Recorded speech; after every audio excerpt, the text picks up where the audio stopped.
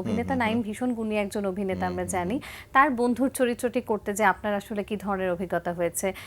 মজার অভিজ্ঞতা হোক বা নতুন ধরনের অভিজ্ঞতা হোক, এবং দুজনের মধ্যে কেমিস্ট্রিটা কেমন ছিল? আগে একটু বলে নিই যে শেকড় ছবিটা কিন্তু হচ্ছে প্রেম ভালোবাসার গল্প, বন্ধুত্বের গল্প, মায়ার টানের গল্প।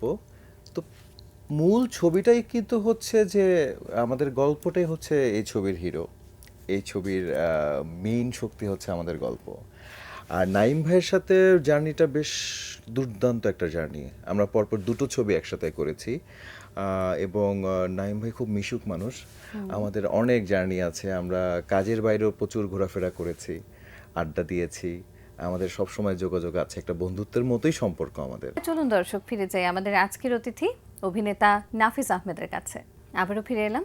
শেকড় নিয়ে গল্পটা শুরু করতে চাই, যেহেতু চারপাশে শেকড়ের নামই আমরা দেখতে পাচ্ছি এবং সব দিকে আসলে শেকড়ের রব আমরা শুনতে পাচ্ছি। তো শেকড়ের গল্পটা নিয়ে আমরা যতটুকু এখন পর্যন্ত দেখেছি বা জেনেছি যে শেকড়ের মধ্যে নানান রকম সমীকরণ রয়েছে, নানান রকম ডাইমেনশনে আসলে গল্পটা তৈরি করা হয়েছে। আপনার চরিত্রটি সম্পর্কে শুনতে চাই। আপনারা ইতিমধ্যেই জানেন যে প্রসূন রহমান পরিচালিত শেকড় অলরেডি বাংলাদেশের বেশ কিছু হলে মুক্তি পেয়েছে এবং বেশ ভালো সাড়া পাচ্ছি।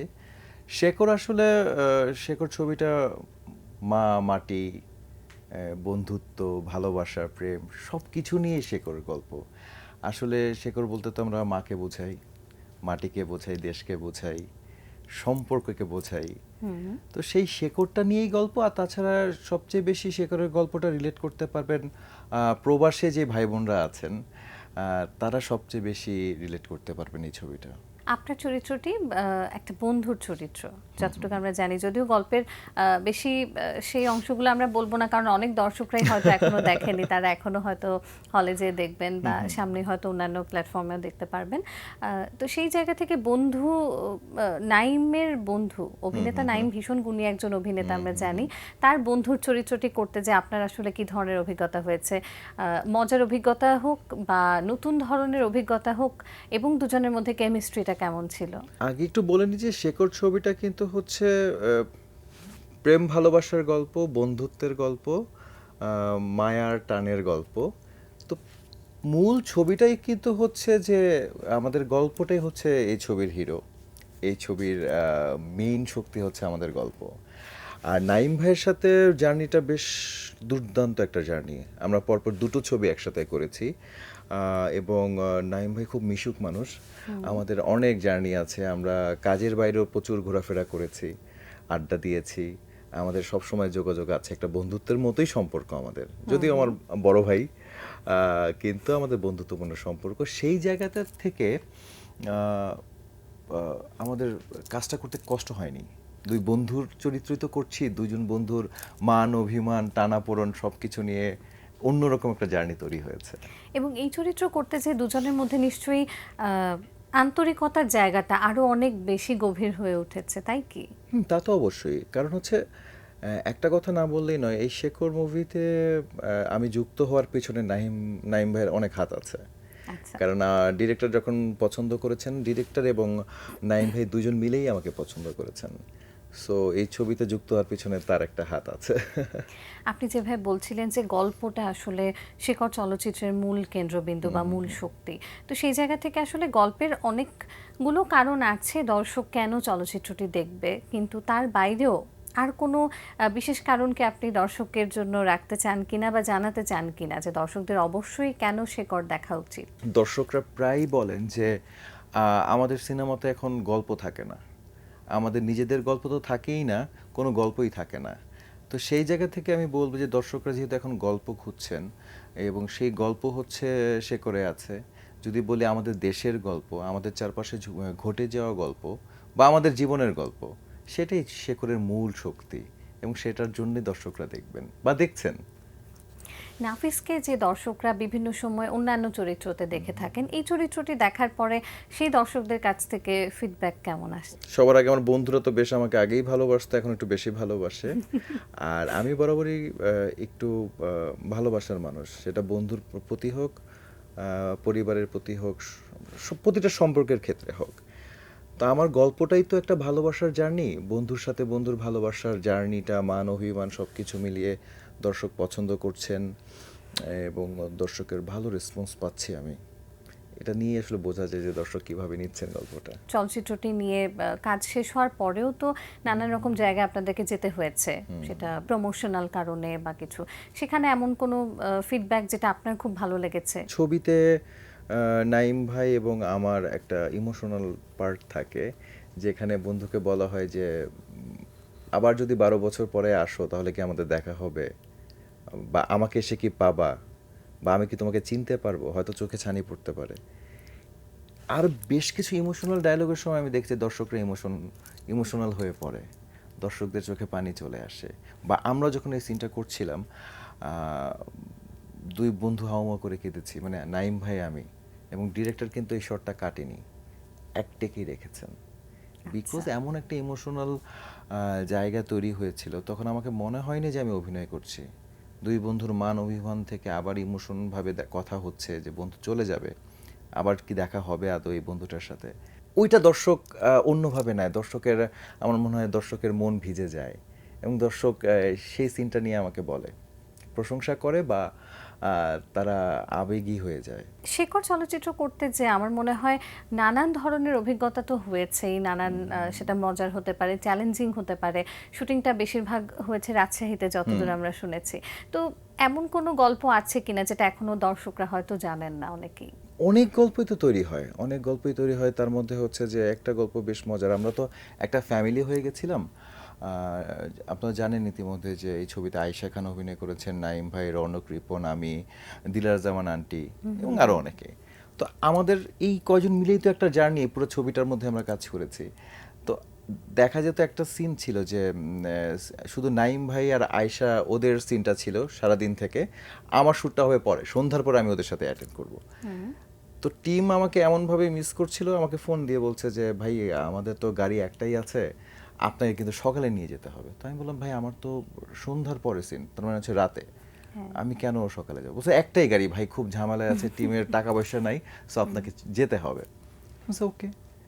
যাওয়ার পর দেখি প্রসন্নদা, আমাদের যে ছবির ডিরেক্টর, উনি আগে বলছেন না নাফিস আমার কিন্তু কোনো দোষ নাই, আমি তোমাকে আসতে বলি নাই, গাড়ি টাড়ি সব আছে শুটিংয়ে, আমরা টিম তোমাকে মিস করছিলাম, আমরা সবাই মিস করছিলাম যে এতদিনের জার্নি, তুমি আজকে অনেকটা সময় আমাদের সাথে নেই, আমরা মিস করছিলাম, সেই জন্যই প্ল্যান করে তোমাকে আগিয়ে নিয়ে আসা হয়েছে। এরকম একটা ছল করে হলেও হ্যাঁ আপনাকে একদম, এটা সাথে বুদ্ধিটা নাইম রাখা। ভাইয়ের ছিল। হ্যাঁ। বাহ। শেকড়ের এই যে হলগুলোতে মানুষরা আসছেন, দেখছেন, বা আপনারাও আসলে সরাসরি যখন হল ভিজিট করেছেন তখন দেখেছেন যে দর্শকরা আসলে কিভাবে উচ্ছ্বসিত হয়ে, কখনো অশ্রুসিক্ত হয়ে হয়তো হল ছেড়েছেন। তো সেই অনুভূতিগুলা থেকে আসলে কি মনে হয়েছে, আপনি নিজের চরিত্র বা ইন ফিউচার এমন আর কোনো চরিত্র আমি করতে চাই, এমন কোনো অনুভূতি হয়েছে কিনা? না, আমি আসলে অপেক্ষায় থাকি নতুন নতুন চরিত্রে কাজ করার, নিজেকে নতুন নতুন চরিত্রে দেখার। তো সেইভাবে শেখরের এই কমল চরিত্রটা আমার কাছে একদম নতুন, নতুনভাবে এসেছে, আমি নতুনভাবে নতুন একটি চরিত্র করেছি। ঠিক আমি অপেক্ষায় থাকি আবার নতুন নতুন চরিত্র করার জন্য, স্বপ্ন দেখি না যে এটা করব এটা কোনো করব। পছন্দের শখের চরিত্র আছে কিনা বা স্বপ্নের চরিত্র না, আছে কিনা? একদমই নেই, একদমই কোনো স্বপ্নের চরিত্র, পছন্দের চরিত্র নেই। আমি অপেক্ষায় থাকি নতুন কোনো চরিত্র করবার, সেটা যে কোনো চরিত্র হতে পারে। প্রিয় কোনো সহ অভিনেতা যার সাথে কাজ করতে খুব করে চান? যেটা সত্যি কথা, আমি নাহিম ভাইয়ের সাথে আরও প্রচুর কাজ করতে চাই, এফএস নাহিম ভাইয়ের সাথে। কারণ মিডিয়াতে অনেকের সাথেই কাজ করেছি, অনেকের সাথে খুব ভালো বন্ধুত্ব আমার, কিন্তু এই মানুষটার সাথে পরপর দুটো ছবি একসাথে করেছি। শুধু কোয়ার্টিস্ট হিসাবে কাজ করে আমার আরাম লাগে তার সাথে কাজ করে। যেমন একটা সিন ছিল, হঠাৎ করে বলছে আমাকে এই শেকড় ছবিতেই যে নাফিস এটা কিন্তু আমার সিন না, এই গল্পটা টোটালি তোমার উপর, এই সিনটা তোমার, সো তুমি সময় নিয়ে মন ভরে অ্যাক্টিং করো, এটা কিন্তু আমার না, এই সিনটা তোমার। কয়জন অ্যাক্টর আছেন এভাবে ভাগ করে দেন, এভাবে দিয়ে দেন চরিত্রটা, বা শেয়ার করে নেন। দেখুন, আমার কাছে মনে হয় যে যাদের মন বড় বা যাদের মনটা পরিষ্কার, তাদের সাথে কাজ করে বেশ আরাম পাওয়া যায়, বেশ শান্তি পাওয়া যায়, তখন মন ভরে অ্যাক্টিং করা যায় কো আর্টিস্টের সাথে। ঠিক তেমনি হচ্ছেন এফএস নাইম ভাই, যার সাথে আমি বারবার কাজ করতে চাই, এবং কাজের চেয়ে বেশি দুষ্টামি করি, এটা সত্য, কাজটা ঠিকঠাক করি কিন্তু প্রচুর দুষ্টামি হয়। আমাদের পুরান ঢাকা একটা ছবি শুটিং ছিল, আমরা পুরো পুরান ঢাকা হচ্ছে চষে বেড়াইছি, খাওয়া দাওয়া থেকে শুরু করে কেনাকাটা থেকে শুরু করে সব কিছু। এবং দেখলে আমাদের মনে হয় আমরা বন্ধু, আমরা শুধু তিরিং বিরিং করি, খুব আড্ডাবাজি করি, বেশ আনন্দ নিয়েও কাজটা করি। সাম্প্রতিক অন্যান্য কাজগুলো সম্পর্কেও একটু শুনতে চাই। নাফিস আহমেদ আর কি নিয়ে ব্যস্ত আছে এখন? পরম্পরা নামে একটি সিরিয়াল চলছে, সেখানে কাজ করছি। আরেকটি সিরিয়াল অলরেডি নতুনভাবে শুরু করেছি, চাওয়া পাওয়া, সেটা চলছে। তাছাড়া আরেকটি ছবি নীল জোছনা, যেটা হয়তো সামনে সবকিছু ঠিকঠাক থাকলে পুজোতে আসবে, আচ্ছা। সেটা নিয়ে অপেক্ষা করছি। নীল জোছনা নিয়ে কি আমরা ছোট করে কিছু শুনতে পারি কিনা, যতটুকু বলা যায়? একটা মিথ নিয়ে তৈরি, আমি যদি বলি মিথ নিয়ে তৈরি, এবং নীল জোছনা পুরান ঢাকার গল্প নিয়ে তৈরি। নীল জোছনাতে অভিনয় করেছেন ইন্তেখাব দিনার, এফএস নাইম ভাই, আমি, নিদ্রা, পাওলিদাম সহ আরও অনেকে।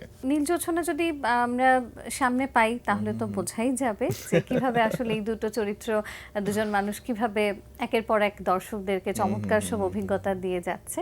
আর আরো একটি নাটকের কথা বোধহয় বলছিলেন, পরম্পরা। পরম্পরা। জি। পরম্পরা সম্পর্কে যদি একটু শুনি, কাজ কি হয়ে গেছে কিনা? পরম্পরা এখনো চলছে, এটা দীর্ঘ ধারাবাহিক। পরম্পরা আসলে তো বোঝাই যাচ্ছে যে আমাদের সংস্কৃতি, পরম্পরা, যে বংশের পরম্পরা, সেগুলো নিয়েই আসলে গল্প, যৌথ ফ্যামিলির গল্প।